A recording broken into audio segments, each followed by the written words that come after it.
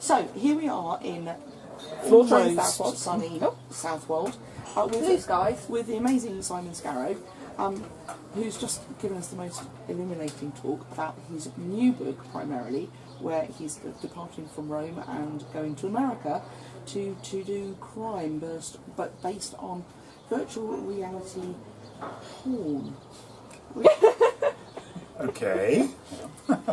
Is that not how you describe it? Well, it's just a crime novel. I wouldn't know. It's not entirely about virtual reality porn. That does play a part, but it's more about the kind of whole context to do with crime and the internet and the opportunities that the internet and virtual reality kind of offer to those with a criminal kind of bent of mind. Yeah, absolutely, and we've all been potentially victims of internet-based crime. It spreads its web very, very wide, doesn't it? Oh, absolutely. I mean, there's hardly a day goes by that some bank hasn't been, sort of done.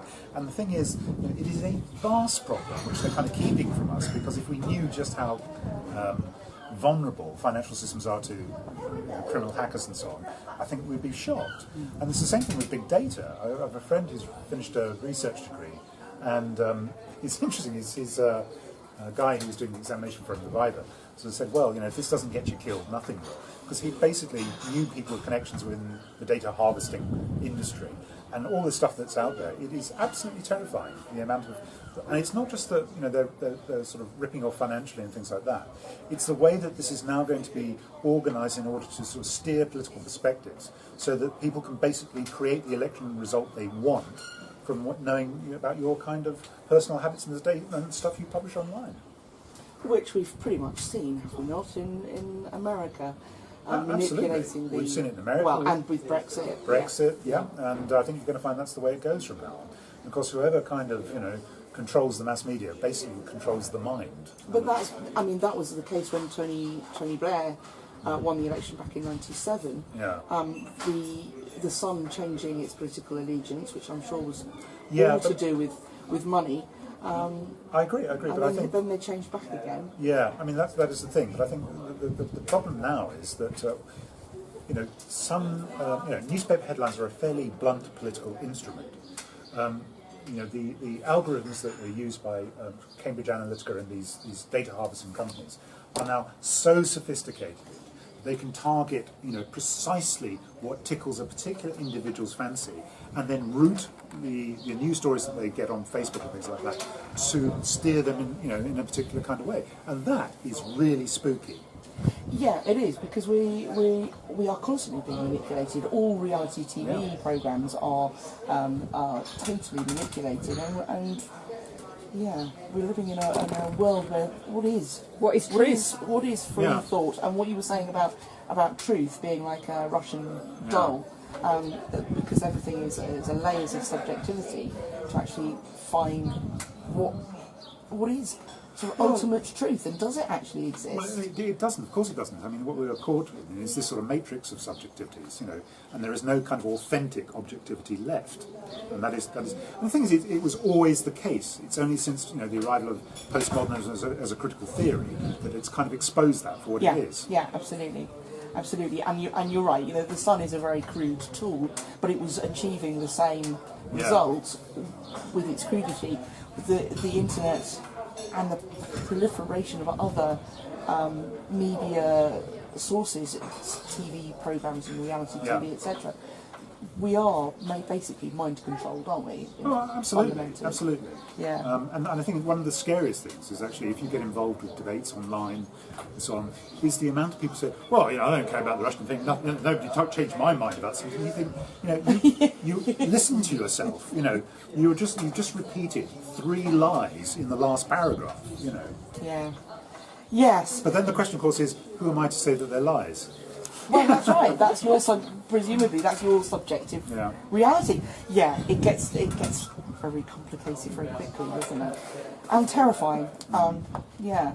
So, do you feel that as a writer, you have a responsibility to global responsibility, a responsibility to society, or does your writing, is it literally about telling the stories that are in your head? I think every writer's going to have a political outlook, and one of the things I've always thought about history is the fact that there are certain sort of patterns that history doesn't repeat itself. There's no question about that.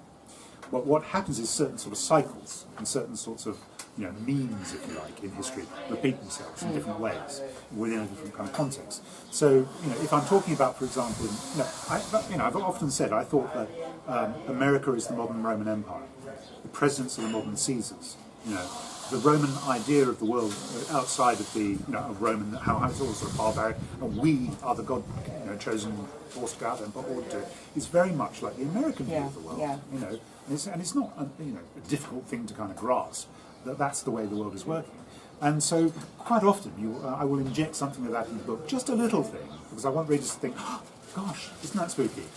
And then they think about historical process, they think about historical precedent, and they make comparisons between now and then. And so for the last book I had, when Nero comes to power, some guy says something along, oh yeah, he wants to make Rome great again. So did they wear red baseball caps as well? Lovely. Excellent. Right, so I've already asked you before we started actually recording what came first, the interest in history or the interest in writing and words, and you said sort of both at the same time. Well it did, because back in the day when I was at school, before the national curriculum and the kind of accountancy version of curricula that we have today, with all their assessment objectives and so on, it was a fairly straightforward thing, and our English teachers would believe very firmly that you're going to learn about these literature and stuff by reading a lot and writing a lot. So, and particularly writing fiction, so they were very keen on it. Nowadays, English teachers have very little opportunity to get kids to write creatively. So that was happening. And then I also had some very effective history teachers, particularly this guy called Mr. Mills, who realised that the best way to teach history was like a soap opera. So, he'd get to, and he sounded a bit like Richard Burton, so he'd say, yes, and Henry VIII could have married Catherine of Aragon, or we shall find out next lesson. So, of course, we would be piling into the door, to, what happened next, So it was a combination of those two things at the same time. And a lot of my English homeworks tended to be, historical fiction. So basically, down to great teaching, which actually, if you speak to a lot of writers, they say something very similar. Great teachers can make an enormous difference. They can, but less and less so. This is the problem, because because they're so tied by teachers these days. They are kind of completely straitjacketed by the national curriculum and this obsession with measurable metrics. For educational achievement. There's no, when I was teaching, and one of the reasons I got out of teaching was because that's the way it had gone. In 2000, Curriculum 2000 came in and killed the A-levels. Before then, we could sort of like teach to the digression. So if a student would ask something about, the best question a student could ask me was one I couldn't answer. So we would then get into a digression about, okay, well, what about that? What are the possibilities, to answer this question?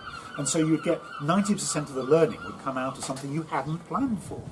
That doesn't happen now. No, because they have to put you right back on track to cover what's necessary. So, have you heard from any of your students? Have any of them gone on to be writers or be historians or? Not because I ended up doing media studies. That was where I spent most of my years actually teaching. And a lot of them went to because I was very kind of thoroughgoing about critical theory and stuff. So they're not going to turn up at university like I did and not know about Marxism and things like that. So we went through all of this stuff before they went. And when they actually got to university, basically they'd done the first year when they got.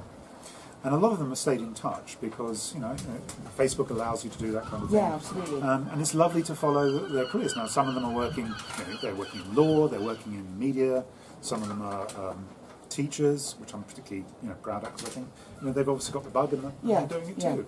Yeah, that's excellent. Writing, Becca, do you want to... Yes, I was particularly fascinated with your... what you've been doing with your current novel, or the novel that you've been talking about today, where you collaborated with Lee Francis. And a few years ago, I saw Nicky French, the husband and wife duo, who write together, and one of them sits out in the shed in the garden, the other one sits up in the attic, and they kind of write their chapters and then get together over tea and things like that. What was the process with you and Lee to write this book collaboratively? Well, I've actually seen a creative writing group I did down in Canterbury. 3 people sitting around the computer writing the book together, and it was a disaster. So the best way to do it is that kind of piggybacking thing. So, or not piggy, what's that thing where you jump over? Leapfrog. Leapfrog. Leapfrog. That's it. Leapfrog thing. So I would write, the first major chunk, and then give it to Lee. Lee would then sort of edit it because he'd have some ideas and suggestions, and which I think, yeah, that's great, or that's crap, and we'd adjust it accordingly. He would write the next chunk, and then it would come back to me, and we'd go from there. So there is this kind of constant sort of editorial process going alongside the creative process. And I think, if you can work with the right person, that works very productively. So how did you choose Lee to be the person that you worked with? Because he was the best student I ever had, really. He got 100% in the coursework, which is the only student that ever did that. Wow. And he had a fantastic work ethic. And then he worked in the film industry for a number of years before he came back to Norwich. And I'd always stayed in touch with him. So, when we exchange ideas about stories and stuff. And then when we started talking about this particular issue, story together, he had some really good ideas about how things we could do. And I thought, okay, well, we'll do this. And he's good on dialogue, and he's good on pace, but, not so much on the scene setting. So there is a certain kind of, synergy between us in terms of our strengths. And I've learned a lot about dialogue from him. He's learned a lot about sort of scene setting from me. But it's been a real pleasure to do from start to finish. But it's hard work because you're kind of having to, the sort of killing your when you're editing and stuff, and you're having somebody doing your babies for you. Yeah, it's not necessarily a great thing, but you shoot one of theirs in return. yeah, of course. So would you consider collaboration with Lee again, or different authors, upcoming authors? Well. It depends, doesn't it? I mean, as I say, I'm not for the idea in principle. However, having written a film script with my brother, that was a great experience. Writing with Tim's good fun, and writing with Lee's good fun. So it depends, who you find to work with, and pretty early, I think, if it's going to work or not. With Tim, it's a much more distant thing because he lives down in St Albans, and we communicate largely in exchange by email. Lee was living in Norwich at the time I was writing, so we were constantly sort of working on it. Now he's off at Lancaster, but we're working together on the second novel, and then we'll see if we get more commissioned. Brilliant, but on the whole, you prefer to write, would you say you prefer to write on your own? No, I wouldn't say prefer, it's just a different experience. Different, yeah. Cool. Brilliant.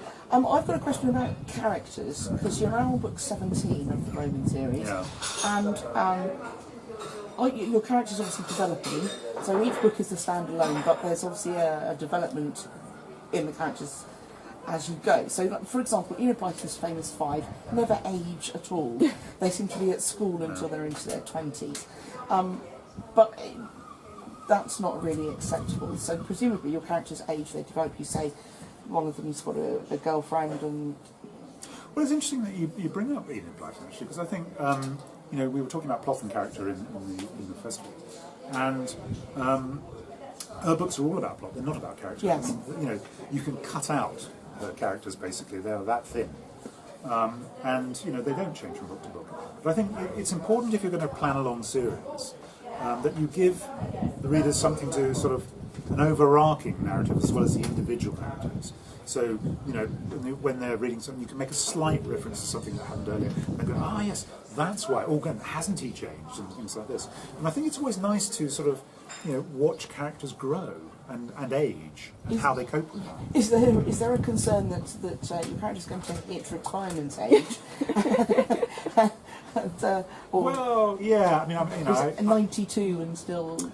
No, well, I always had a kind of endpoint in mind, which was 69 AD, because there's a civil war in that year. And my thought was that Macro and Cato would end up on 8 separate sides, and one would have to kill the other. And I mentioned that at the festival, and was nearly lit. And howls of protest and so on. And then some. And I said, well, hang on, then my character's like, this 15-year-old said, look, I know you authors and stuff, and why you kill your characters off. It's because you realise that we like them more than we like you. And Ouch. Yeah, he's right. And I thought, very, very savvy. So, I think, I don't have that feeling about them. They're lovely and they're part of me, and I know. And after that, I thought, no, actually, probably what will happen is they'll retire to a nice seaside town called Pompeii. Lovely. Yes, very nice. Yes. Excellent. Well, we probably ought to let you go, and we ought to have some lunch, and we're going to be having a chat with Edward Wilson as well before. Yeah, fascinating guy. I thought. Yeah, absolutely. Yeah. Absolutely fascinating. But thank you very much for your time. No, it's a It's been an pleasure. absolute Thank you. pleasure.